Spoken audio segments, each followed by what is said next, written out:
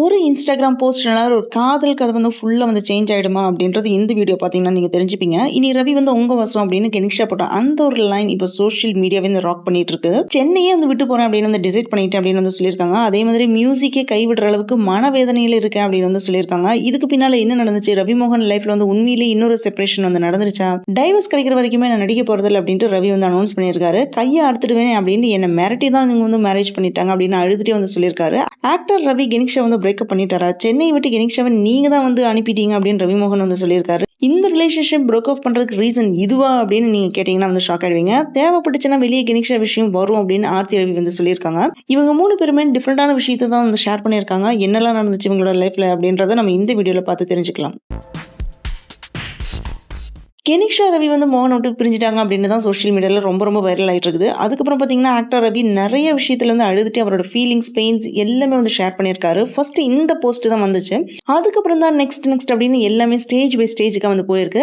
Actor ரவியோட friend and singer கெனிக்ஷா இன்ஸ்டால வந்து post பண்ணனது தான் வந்து பரபரப்பு வந்து ஆக்கிடுச்சு. ஆக்டர் ரவியும் அவரோட வைஃப் ஆர்த்திக் இடையில டிஃபரன்ஸ் ஆஃப் ஒப்பீனியன் இருக்கனால பாஸ்ட் ஃபியூ மந்த்ஸ் வந்து செப்பரேட் தான் வந்திருக்காங்க. 2 பேருமே வந்து ஃபைல் பண்ண டைவர்ஸ் பெட்டிஷன் கோர்ட்ல வந்து விசாரிச்சுட்டு தான் வந்திருக்காங்க. இதுக்கிடையில தான் ஆக்டர் ரவியும் அதே மாதிரி சிங்கர் கெனிக்ஷா கூட க்ளோஸா இருக்காங்க. அது மட்டும் இல்லாம மெயின் பர்சனா வந்து மாறிட்டாங்க அப்படின்னு வந்து சொல்லிட்டு இருந்தாங்க. ரவி அண்ட் ஆர்த்திக்கு வந்து பிரச்சனை வர காரணமே கெனிக்ஷா தான் அப்படின்னு நிறைய பேர் வந்து சொல்லிட்டு இருந்தாங்க. உண்மை என்னன்னு தெரியாம தேவையில்லாம நிறைய பேர் வந்து வியூஸுக்காக தெரிஞ்ச கொஞ்சம் இன்ஃபர்மேஷன் வச்சு ஒருத்தர் வந்து இந்த அளவுக்கு வந்து ஹர்ட் பண்றதுக்கு சக மனுஷனா தான் வந்து இருக்க முடியும். அனிமல்ஸ்க்கும் ஹியூமன் பீயிங்ஸ்க்கும் வந்து டிஃபரன்ஸே வந்து தெரியாம போயிடுச்சு. இவங்க பேசுறதெல்லாம் வச்சு பார்த்தோம்னா ரவி மோகனோட ஓன் ப்ரொடக்ஷன் கம்பெனி தான் ரவி மோகன் ஸ்டுடியோ. அதுல வந்து கெனிக்ஷாக்கு வந்து முக்கிய பங்கு இருக்கு அப்படின்னு வந்து சொல்லிட்டு இருக்காங்க. செப்பரேட் ஆனதுக்கு அப்புறம் கெனிக்ஷா கூட வேரியஸ் ஈவெண்ட்ஸ்ல வந்து பார்ட்டிசிபேட் பண்ணியிருக்காரு. பர்டிகுலரா வந்து சொல்லணும்னு பாத்தீங்கன்னா கேரளால வந்து ரீசனா நடந்த ஒரு ஈவெண்ட்ல கெனிக்ஷா ஸ்டேஜ் ஏறதுக்கு முன்னாடி ரவி மோகனோட காலில் விழுந்து பிளெஸிங்ஸ் வாங்கின சீன் தான் கிரேட் டீல் ஆஃப் டிபேட்டை வந்து கிரியேட் பண்ணிடுச்சு. மீன்வைல் சோஷியல் மீடியால இவங்களோட போஸ்ட்ல வந்து பாத்தீங்கன்னா ஆர்த்திக்கு வந்து சப்போர்ட்டா வந்து கமெண்ட் பண்றவங்களுக்கு கெனிக்ஷா வந்து ரெஸ்பாண்ட் பண்ணிட்டு தான் வந்திருந்தாங்க. இதனால ஆர்த்தியை பத்தி கெனிக்ஷா அவதூறா வந்து பேசுறாங்க அப்படின்னு குத்தம் சொல்லி ஆர்த்தி சப்போர்ட்டர்ஸ் வந்து கோர்ட்டுக்கு வந்து போயிட்டாங்க.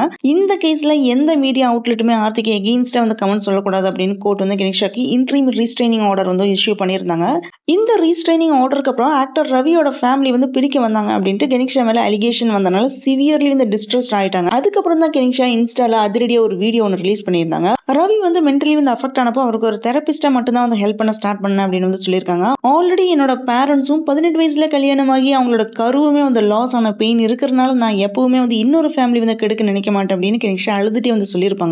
இந்த சிச்சுவேஷன்ல தான் பாஸ்ட் ஃபியூ டேஸா பாத்தீங்கன்னா ஆன்லைன் டான்ஸ் ஹர்ட் அதே மாதிரி கிரிட்டிசிசம்னால ஹார்ட் ப்ரோக் ஆயிடுச்சு. ஸோ சென்னை விட்டுட்டு completely music and therapy work எல்லாத்தையுமே லீவ் பண்ண போறேன் அப்படின்னு வந்து சொல்லிட்டாங்க. இனிஷியலா நிறைய பேர் என்ன சொல்லியிருந்தாங்க பாத்தீங்கன்னா 2 பேருமே வந்து மேரேஜ் பண்ணிப்பாங்க அப்படின்னு எக்ஸ்பெக்ட் பண்ணிட்டு இருந்தோம் அப்படின்னு வந்து சொல்லிட்டு இருந்தாங்க. ஆனா இந்த சிச்சுவேஷன்ல தான் கெனிக்ஷா அவங்களோட இன்ஸ்டா பேஜ்ல ஒரு மெசேஜ் ஒன்று ஷேர் பண்ணியிருந்தாங்க. ட்ரூ லவ் அண்ட் லாயாலிட்டி வந்து காமிக்க இந்த வேர்ல்ட் வந்து எனக்கு வந்து ஸ்பேஸே வந்து கொடுக்கல அப்படின்ட்டு அவங்களோட கிரீஃப் வந்து எக்ஸ்பிரஸ் பண்ணியிருக்காங்க. இனி ரவியோட கான்டாக்ட் வந்து பிரேக் ஆஃப் பண்ண போறேன் அப்படின்னு வந்து சொல்லிட்டாங்க. Full of lies and rumours நிறைஞ்சிருக்கிற இந்த என்வயர்மெண்ட்ல வந்து ட்ரூ லவ்க்கு வந்து பிளேஸ் இல்ல. ஃபெமினிசம் வின் பண்ணிடுச்சு, ஹாப்பினஸ் வந்து லாஸ்ட் ஆயிடுச்சு அப்படின்னு வந்து சொல்லியிருக்காங்க. சோஷியல் மீடியா பிளாட்ஃபார்ம் இன்க்ளூடிங் இன்ஸ்டாகிராம்ல இருந்து குவிட் பண்ண போறேன் அப்படின்ட்டு அனௌன்ஸ் பண்ணிட்டாங்க.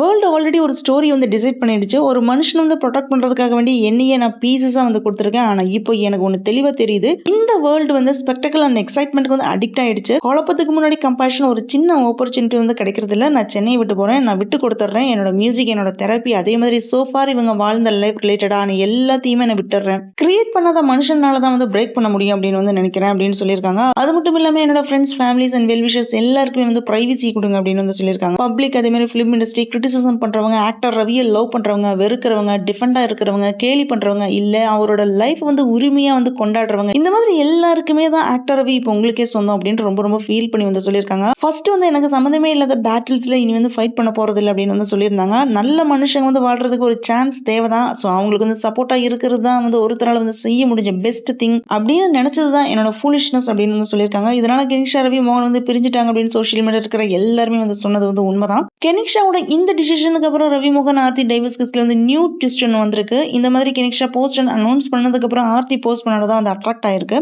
ஆர்த்தி வந்து என்ன சொல்லியிருக்காங்கன்னு பாத்தீங்கன்னா, தூங்குற சிங்கத்தை எப்பவுமே வந்து எழுப்பக்கூடாது. அதுவும் ஒரு தாய் சிங்கமா இருந்தா கடவுள் தான் வந்து காப்பாற்றணும். என்னோட டிக்னிஃபைட் சைலன்ஸ் வந்து வீக்னஸ் அப்படின்னு நினைச்சு மிஸ்டேக் பண்ணிடாதீங்க, இல்ல அதை வந்து மிஸ்யூஸ் பண்ணிடாதீங்க. தேவைப்பட்டா என் குழந்தையும் என்னோட டிக்னிட்டியுமே வந்து ப்ரொடெக்ட் பண்ண நான் என் கம்ஃபர்ட் ஜோனை விட்டு வெளியில வந்து ஹானஸ்டியா வேர்ல்டு வந்து ஃபேஸ் பண்ணுவேன். ஏன்னா ட்ரூத் ஆல்வேஸ் வின்ஸ் அப்படின்னு வந்து போஸ்ட் பண்ணியிருந்தாங்க.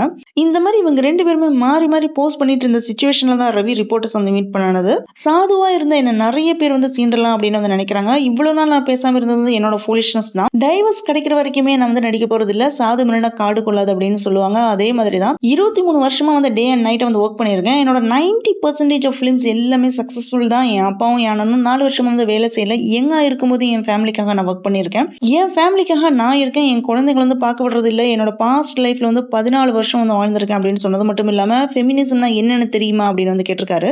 என் ஃபிலிம்ல வந்து உமன்ஸ் ரைட்ஸ் பத்தி வந்து பேசியிருக்கேன். அப்படி இருக்கும்போது நான் தப்பா உமன்ஸ்ட்ட வந்து பேசுவேனா? என் அம்மா வந்து என்ன அப்படி வளர்க்கல. என்னோட பிள்ளைங்களை நான் எப்படி விட்டுடுவேன்? அவங்களுக்காக தான் நான் வாழ்ந்தேன். ஆனா இன்னைக்கு என் குழந்தைங்களை வந்து பார்க்க விடுறது இல்ல. ஈவன் ஸ்கூலுக்கு கூட வந்து கார்டு கூட தான் வந்து அனுப்புறாங்க. அந்த லைஃப் வந்து எனக்கு வேண்டாம் அப்படின்னு தெரிச்சு ஓடி வந்துட்டேன். நான் எப்படி ஷூட்டிங் வரான்னு பாக்குறேன் அப்படின்னு வந்து சொல்லியிருக்காங்க. அவங்கள ப்ரொடியூசர் ஆக்கினதே நான் தான். வீட்டை விட்டு எதுவுமே இல்லாம வந்தவன் நான். இன்னைக்கு நான் ரெண்டல் ஹவுஸ்ல இருக்கேன். அவங்க crores ஆஃப் ருபீஸ் வச்சுட்டு சந்தோஷமா வாழ்ந்துட்டு இருக்காங்க. என் அம்மா வந்து சைமர் புல்லிங்ல வந்து நிக்கிறதா அப்படின்னு வந்து சொல்றாங்க. ஒரு பொண்ணு வந்து என்ன புரிஞ்சுட்டு வந்தாங்க. இப்போ அவங்களையுமே வந்து காலி செஞ்சு அனுப்பிட்டாங்க. நான் பார்க்காத ஆக்ட்ரஸா நான் என் வேலையே வந்து பியூட்டிஃபுல் உமன்ஸ் கூட வந்து நடிக்கிறது தான். 45 வயசுல பியூட்டிஃபுல் உமன்ஸ்க்கு பின்னால வந்து எப்படி போக முடியும்? என் பசங்களுக்காக வாயை மூடிட்டு இருந்தேன். என் அப்பா அம்மா அந்த பொண்ணு வேண்டவே வேண்டாம் அப்படின்னு காலில் விழுந்து கெஞ்சினாங்க. ஒரு சின்ன அன்பு இருந்தா அந்த லைஃப்ல இருந்து நான் வந்திருப்பேனா? கொஞ்சம் யோசிச்சு பாருங்க. என்ன அடிமையா வச்சிருந்தாங்க. கையை அறுத்துக்கிட்டு என்ன வந்து கம்பல் பண்ணி தான் வந்து கல்யாணம் பண்ணிக்கிட்டாங்க. ஒருத்தரோட லைஃப்ல வந்து விளையாடுதீங்க. என்னோட லைஃப்ல எல்லாத்தையுமே வந்து நான் கெடுத்துட்டேன். எனக்கு நடந்தது ரொம்ப பெரிய அநியாயம். என்னோட பர்சனல் லைஃப் வந்து கிளீன் அப் பண்ணிட்டு தான் கம்பேக் ஆவேன். அது வரைக்குமே நான் வந்து நடிக்க போறது இல்லை அப்படின்ட்டு அக்ரெசிவா அண்ட் பெயின்ஃபுல்லா அழுதுட்டே எல்லா விஷயத்தையும் வந்து சொல்லியிருக்காரு. ஒரு ஃபேமிலி உடஞ்ச பெயின், ஒரு பொண்ணோட ஸ்ட்ரெஸ், ஒரு ஆக்டரோட அழுகை, இவங்க 3 பேர் சொன்னதுல உண்மை வந்து யாரோட சைட்ல இருக்குது அப்படின்றது வந்து காலம் தான் சொல்லும். ஆனா கெனிஷா எடுத்த இந்த ஒரு சடன் டிசிஷன் ரவியோட லைஃப்ல வந்து எவ்வளவு சேஞ்ச் பண்ண போகுது அப்படின்றது தெரியல.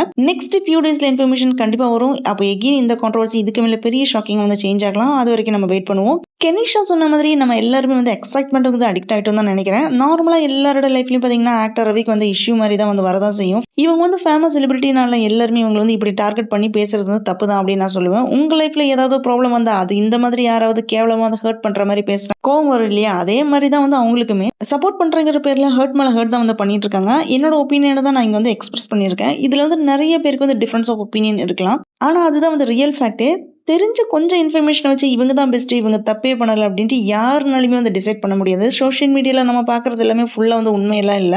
யாராவது சொல்றதையுமே வந்து உடனே நம்பிடாதீங்க. ஏன்னா கண்ணால் பார்ப்பதும் போய், காதால் கேட்பதும் போய், தீர விசாரிப்பதே மெய் அப்படின்னு சொல்லுவாங்க. இப்போ ரவி, கெனிஷா, ஆர்த்தி இந்த 3 பேரோட விஷயத்திலயும் யார் கரெக்ட் யார் தப்பு அப்படின்னு வெளியில இருந்து ஜட்ஜ் பண்றது ரொம்ப ஈஸி. ஆனா அவங்களோட உண்மையான லைஃப் பெயின், அங்க நடந்த சம்பவங்கள் என்னன்னு ஃபுல்லா யாருக்குமே தெரியாது.